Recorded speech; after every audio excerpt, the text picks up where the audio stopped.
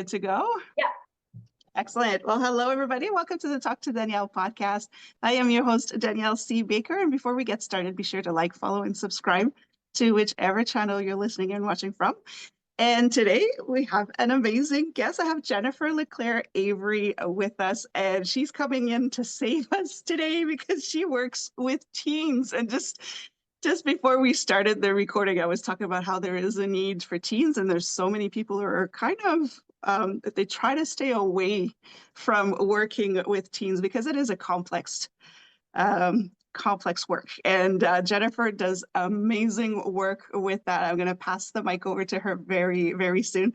But I'm just really happy to have you on, Jen, just to be able to talk a little bit about what is really going on with our teens and how we can show up to support them. So before we get started with all of your wisdom, can you kind of tell us your story about how you got to where you are today? Absolutely. So thank you for having me on your podcast today. It's being Friday morning just before Christmas and the full moon and all that kind of stuff that's happening. It just kind of ties in beautifully with the big emotions and the craziness that happens. And I'm so excited to be here. So thank you for that introduction. So how did I get started with Healthy Roots? Well, I'm going to tell you something. It's a journey that may take a few minutes, but it's an important journey to walk you through, because Healthy Roots, the way I look at it, it actually started when I was about 13. And I'm going to explain how this kind of took place. So when I was young, I really struggled in school. I wasn't one of those children that really kind of conformed to traditional schooling.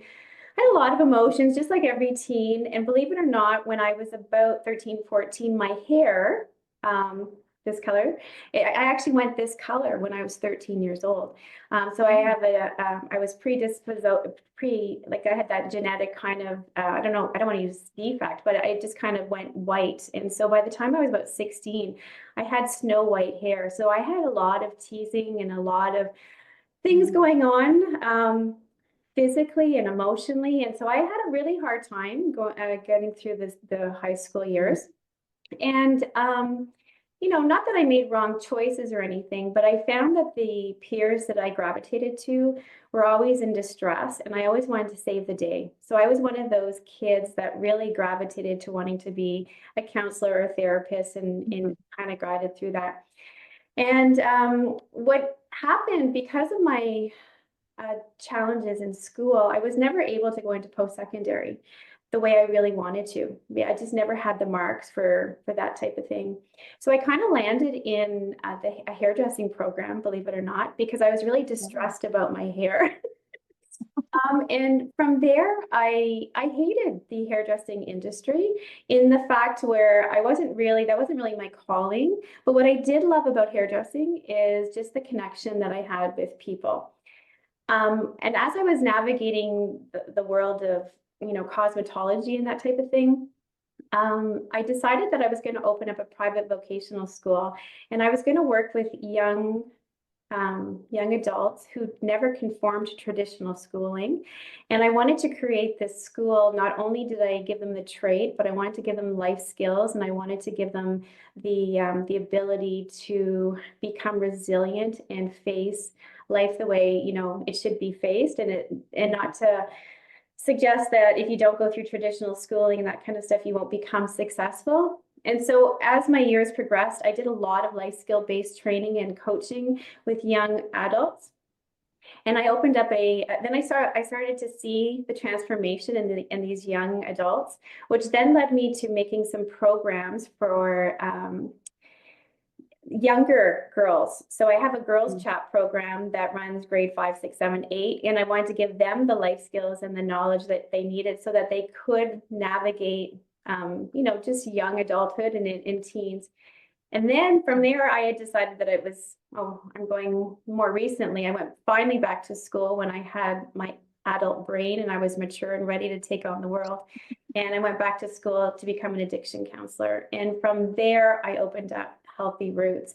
So Healthy Roots, actually, I kind of took my whole life in the direction, because it was never really linear. It was kind of messy. I had lots of detours around and about, and one thing led me to another. And then next thing you know, I took all my experience for the last maybe 25 years. And I said, I need to build a company around life skill based training, resilience training, and also being a counselor. So I actually have been doing this work forever, from as young as I can remember. So it's kind of an interesting take where Healthy Roots rooted.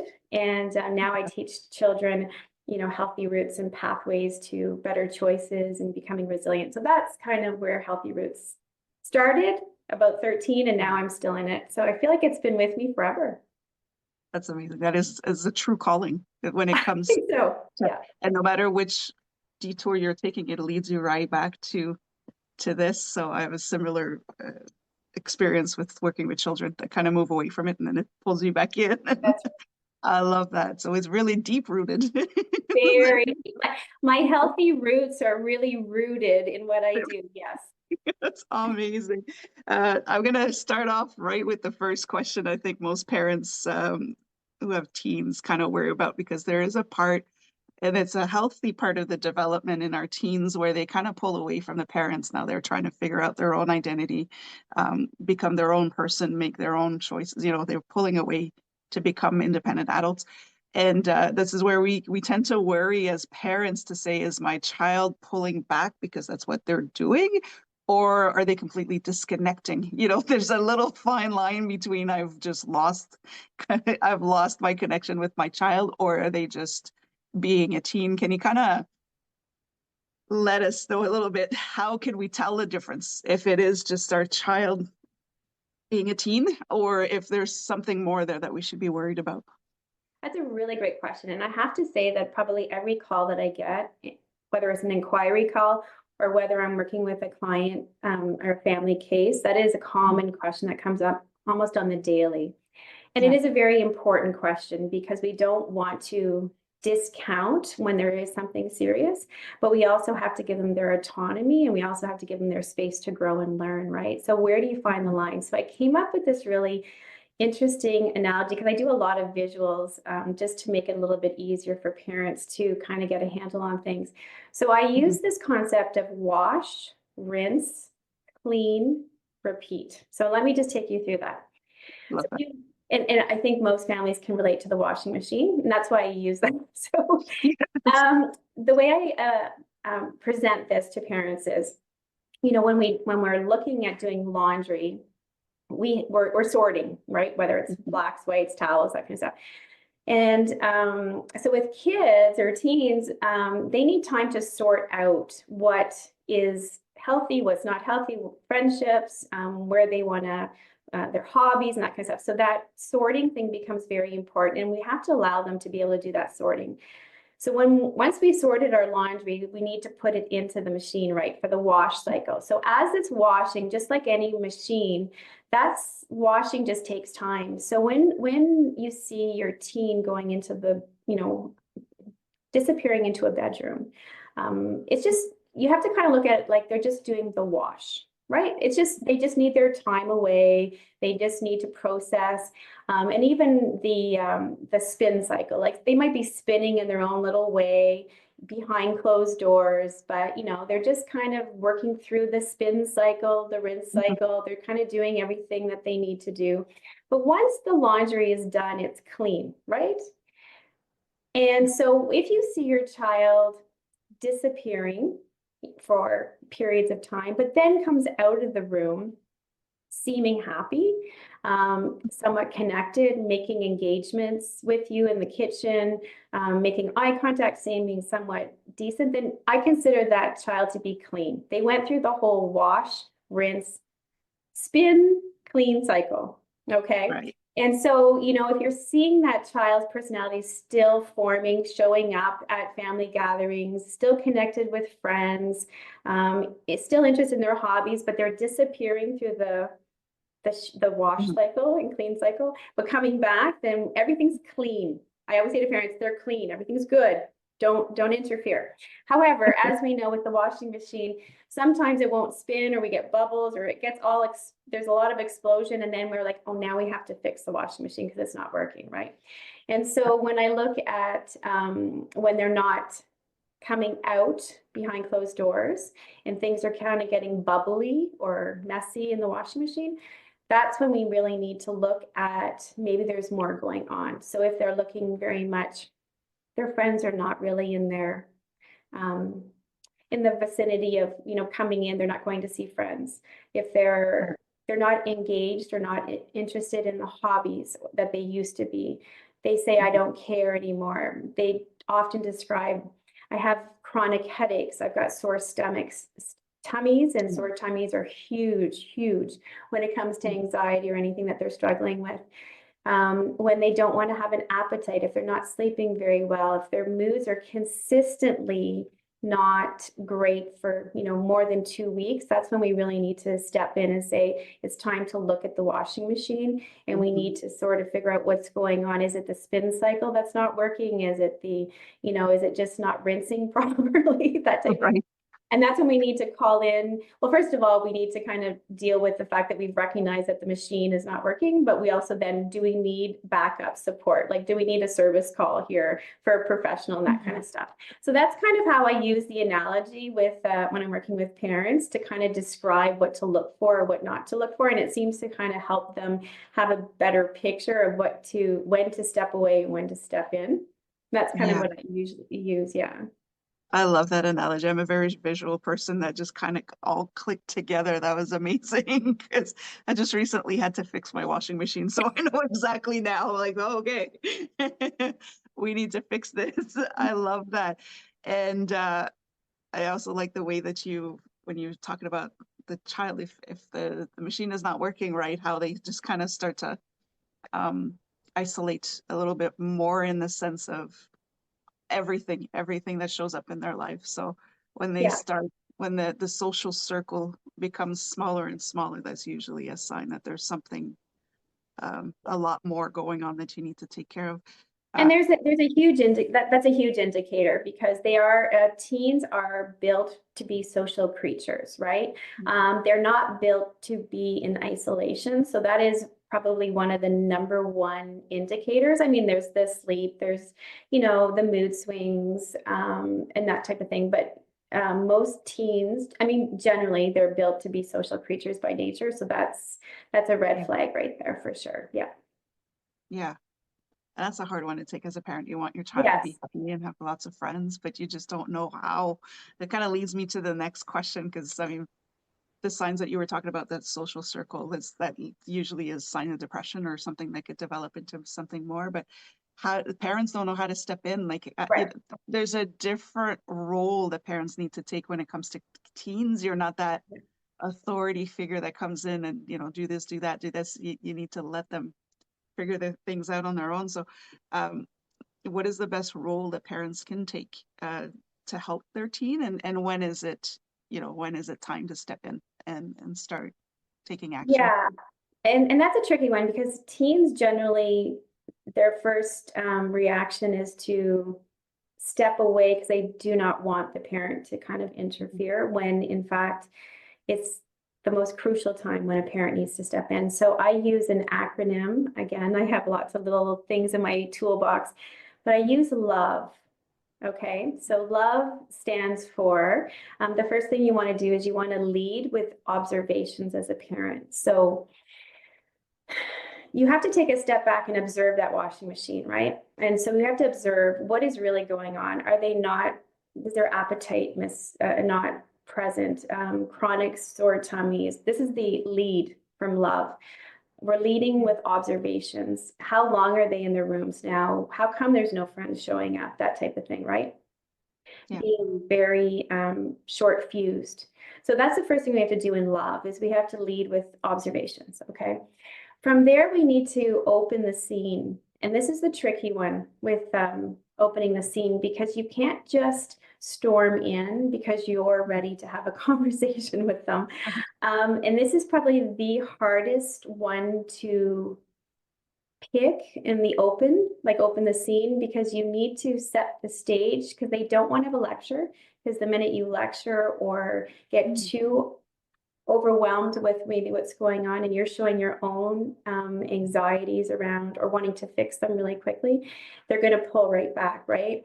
So often I say when we open the scene, great times would be in a car, you know, because that's it's not, you're not sitting in their room and they're like, when is my mom or dad going to get out of here?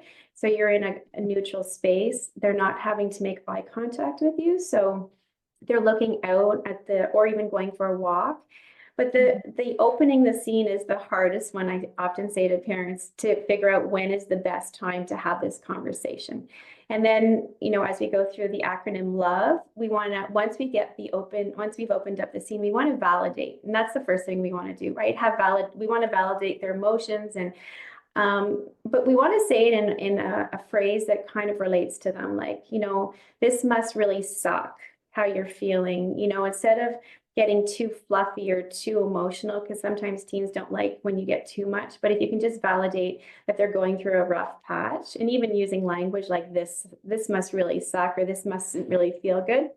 And then the last part of the love part is you need to extend your patience as a parent, because it's not going to be on the first attempt that you're going to get everything out of them, right? So patience, extending the patience that you need to find in you to keep revisiting the acronym LOVE, because you have to kind of repeat that over and over again until we kind of get to a place where there's no judgment and they have the ability to communicate, and it's free speaking, and there's no setbacks there. So it is a challenge to do that, but if you kind of follow my LOVE acronym, so, you know, lead with observation, you know, you want to open the scene, you want to validate their emotions, and then you want to extend your patience and not try and fix everything right away. You generally get good results from the teens, because at the end of the day, they do want to open up to you. It's just how you're doing it is how they repel you. So if you come at it from the love perspective, it generally works. Yeah. That's good. I like that, because it's just the opening up the scene sometimes is where we get cut off, because we come in barging in and say, okay, we need to fix this now. This is I know we mean well. I mean, I've been guilty of that, but I know we mean well, but that's what is sure to close the door on them, and to respect their space, their room That's is right. their safe space for them to be able to clean that, to do the wash. So it's so good to and it's not going to work on the first time, so we have to make sure that we need to build that trust. So it's such a good it's great advice. I'm taking notes as you're talking. I'm like, ooh, I like this. I really like this. We talked before in a previous conversation when we met, about letting our teens fail. This is such a hard thing as a parent, because we already know they're struggling. They're having enough to deal with. We want to try to help them out, make things easier. We may have struggled in our teen years, and we know we don't want that for our kids. So we're trying to share our wisdom to help them. But why is it, in your opinion, that it's not saying that we set them up to fail, but we have to let them take the lead on certain things, and if they fail, we're there to catch them? Why is that so important to unfortunately have to let that happen sometimes? Yeah, I mean, I think that's another big point that needs to be kind of, you know, put the elephant in the room. Let's just say there's not a parent in this world that wants to see their child fail. I mean, I don't think I've ever come across it out of the thousands of families I've worked with where I have a parent that says, yes, this is what I want to do. I want to see my child fail. Yeah. We're built as parents to protect and to fix and to solve and, right? That's kind of our role. So we never want to take that role away from a parent, because it's so deeply set into who they are that we can't really expect them not to lead that way right away. But what I can tell you is we don't need to fix everything. I think that's the key, is everything. Mm-hmm. Because if you are always there to pick up the pieces, what ends up happening is you're not teaching resilience in children, right? Because you're the one that's doing the problem solving. You're the one that's just kind of guiding them, and they're just kind of going through the motions, and they're not learning anything, right? And so when we let our teens fail, like safe fail, so I'm going to explain the two difference. two different areas, because with teens, people think that we can't get them to fail at all. So there's the failing, and there's being this to make sure that they're safe. But when you let them fail, so if you're not that parent who is running their homework to school or their lunch to school, or, let's just say something happens in the community with a teacher or principal, and there's a discipline action that's put into place. I'm a big fan of having the community at large teach scenarios where they have to learn from their mistakes. So you shouldn't be showing up at the school trying to intervene and trying to protect your child. Like, they should be able to fail in very simple situations like that. If they miss the bus, well, then maybe just have them wait for the bus until or maybe they just have to walk 20 minutes home. So these are all little things that I encourage parents to let their children fail with, the little things. Because why? What happens here is it teaches them how to problem solve, because we need to build the executive functioning in that prefrontal cortex to get them to figure out what is my next move, and not having mom or dad tell me what my next move is, right? It also teaches them those little things that I just described for failures. It also teaches them how to adjust, how to take a scenario and then how to readjust the scenario to work through the situation that they're up against. But it also teaches them, and this is the big one that I say to parents all the time, is it teaches them how to trust themselves. Because what's happening is, if they don't trust themselves with their decisions and adjusting and that kind of stuff, that is where they're losing confidence and self-worth for who they are as individuals. So I always say, lead with in your mind that you might be allowing them to fail with the small things, but you're teaching them how to trust, and trust builds confidence and resilience. So when you kind of frame it like that, parents are more interested in possibly attempting these little tiny fails. Now, the big fails, so this is where, unfortunately, as a parent, we need to step in, right? So if you have a child who is, tampering with substances, or possibly getting into, or you've seen, kids getting into a car that they're speeding or drinking and driving, those kind of things, we have an obligation as parents to not allow them to fall into that kind of risky behavior for failing. We have to set parameters, we have to set boundaries, we've got to set clear goals in those areas to keep them safe. So I'm not a big fan of letting them fail too hard, but to start the process by the little things. And then as they get through these little things, they become better little young adults. And then they actually, if you do that at the start, when it comes to the risky stuff, they've actually developed the problem-solving skills and the confidence to make better decisions, so they're not getting into that risky behavior. So I always get them to start very young through this, but they hesitate, but once they see the progress, they realize, okay, this is the right thing to do. I like that. It builds the trust that they need to know, but also that they can trust you to step in if ever they really are in danger or in trouble, or for the big stuff. I like that, to let them fail, but in a safe environment first. Yeah. And then move from there.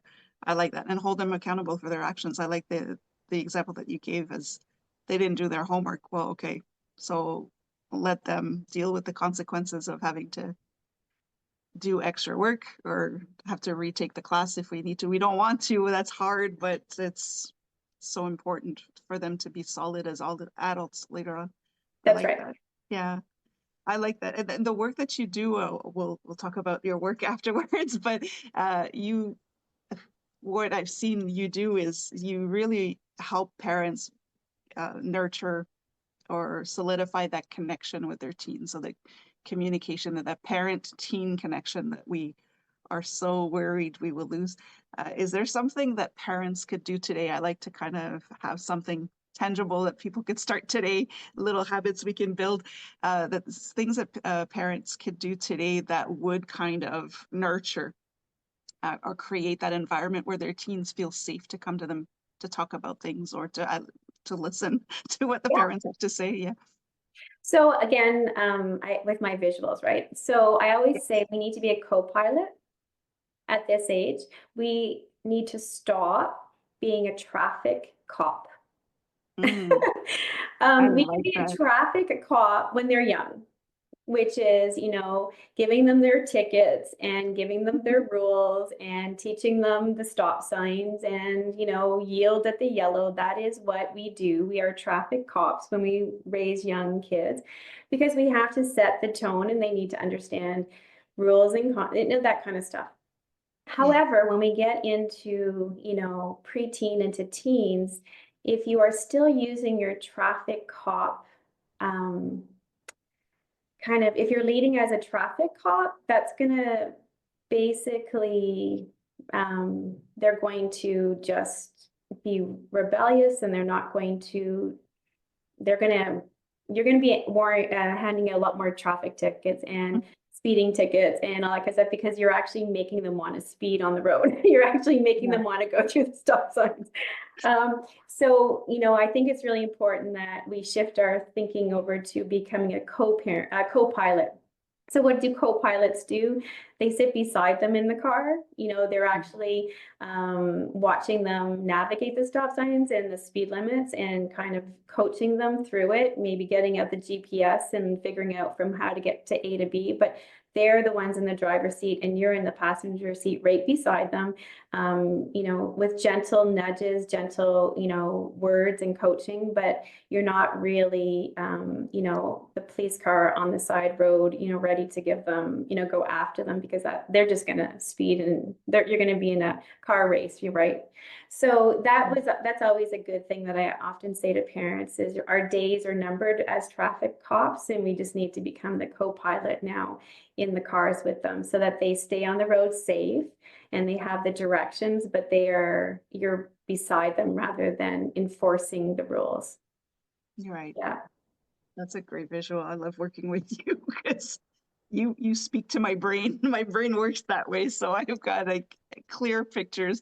And being the traffic cop too, you're only paying attention to what they're doing wrong, right? You're not paying attention to what they're doing right.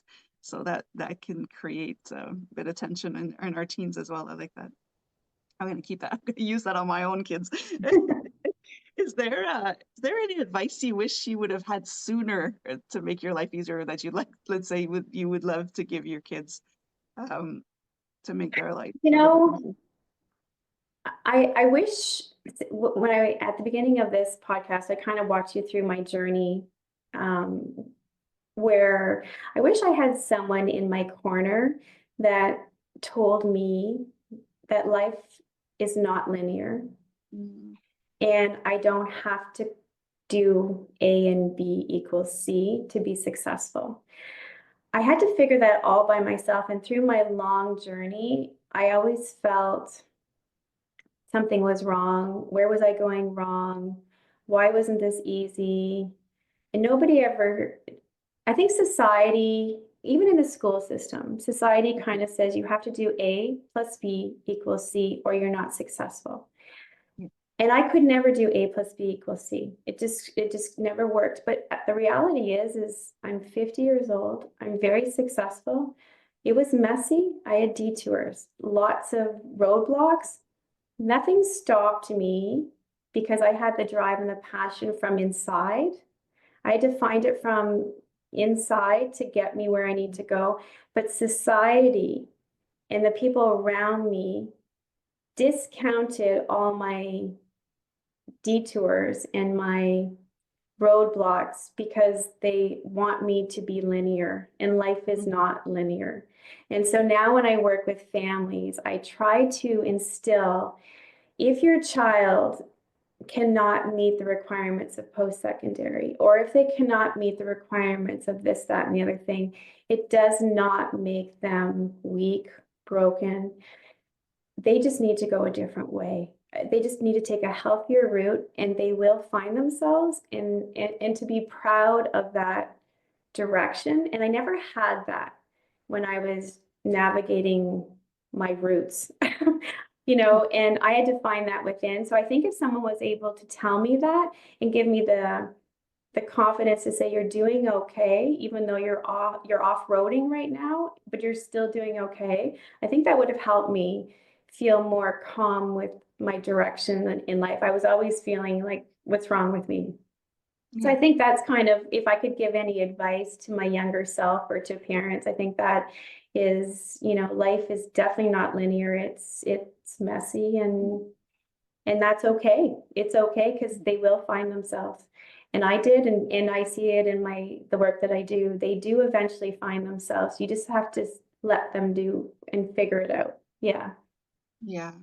Oh, that is great advice. And even people who are expecting it to be linear, that they're off-roading as well. So it's and the one thing that you said that got me was what's wrong with me? And that's pretty much the only thing that's going through our teens' head. It goes through our children as well, but in their teen years, I think it's even stronger.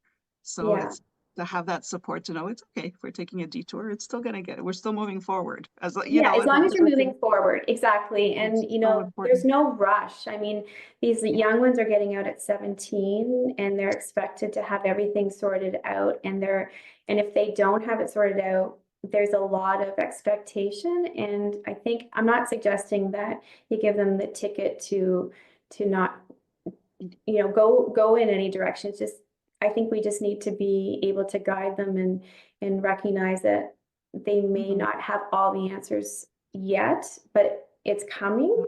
And when it does click and the passion and the direction is there, watch out. People will move forward. And yes, you have to definitely worry about them. You don't want them to be in reverse, but I think there's just too much expectation in terms of making it all just perfect. And there's no such thing as perfect. Way to go. Yeah, Mhm.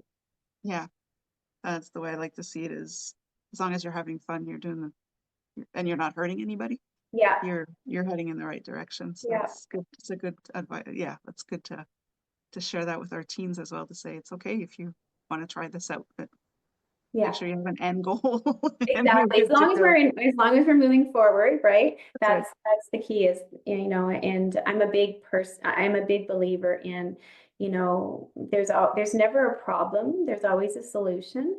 Yeah. And we may have to go around it a different way, but there's always a way through it, right? At the end of the day, you will find your place and who you're supposed to be. And once you do, watch out, world, here we come, kind of Here thing, we right? come. That's Yeah. right. It's Yeah. coming rushing. I love it.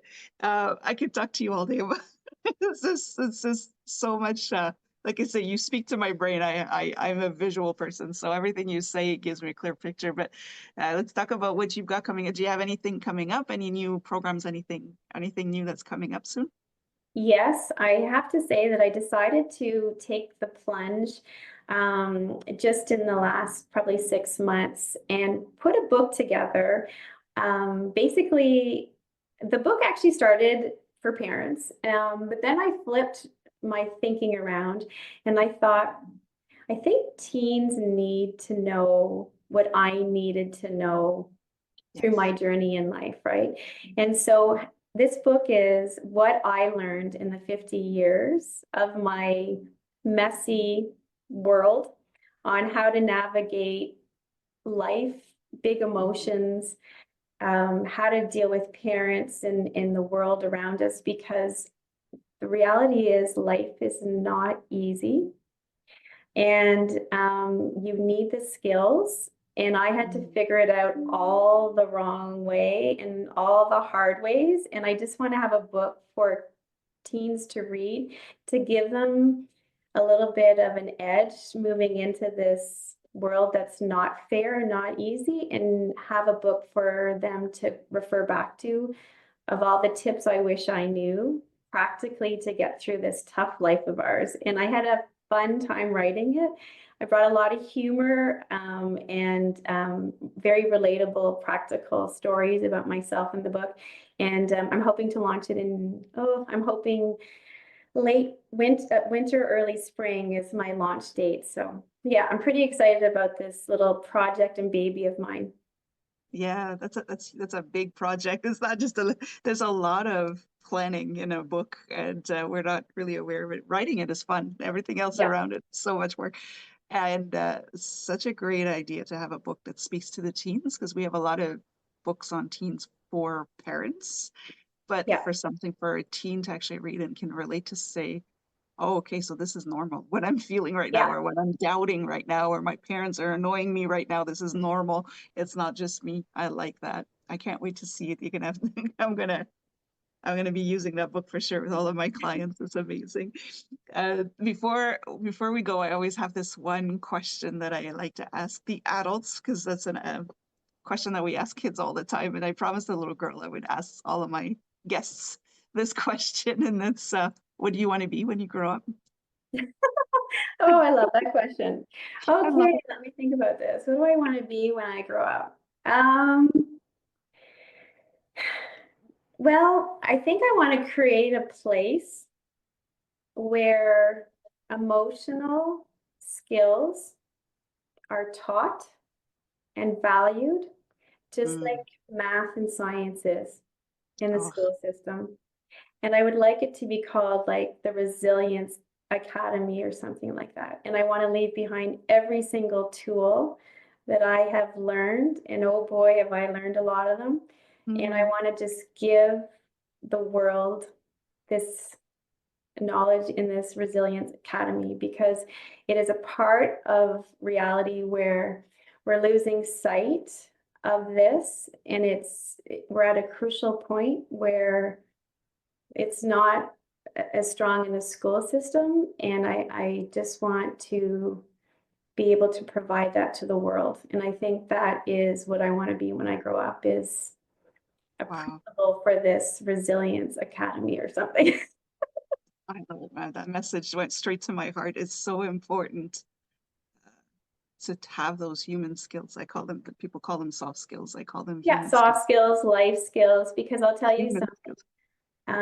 That is really, at the end of the day, that is really where you can connect human to Yeah. human. I mean, we all need math, we all need sciences, don't get me wrong, but there is something is shifting in our atmosphere, in our world, and we need to get control of that a little bit better in order for survival. And I'm seeing it a lot where we're losing sight of that. And it is actually a taught, like I actually teach that. Yeah. It doesn't come naturally to the human, those soft skills.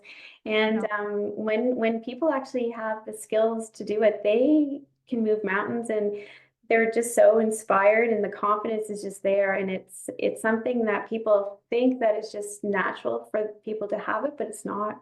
No.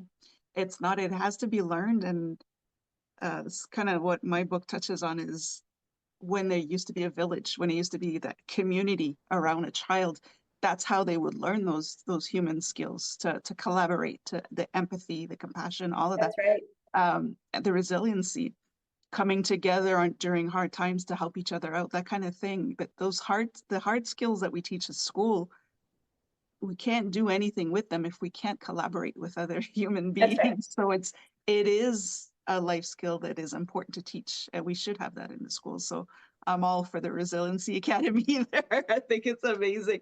That's And a maybe you big. can be the VP. I'll be the I'll, president. You can be the principal, and you can be the VP. I'll be the VP. I'll be the cheerleader. I'll be the mascot if you need to. I'm all for it, because that's what we need to go back to, the Yeah, human.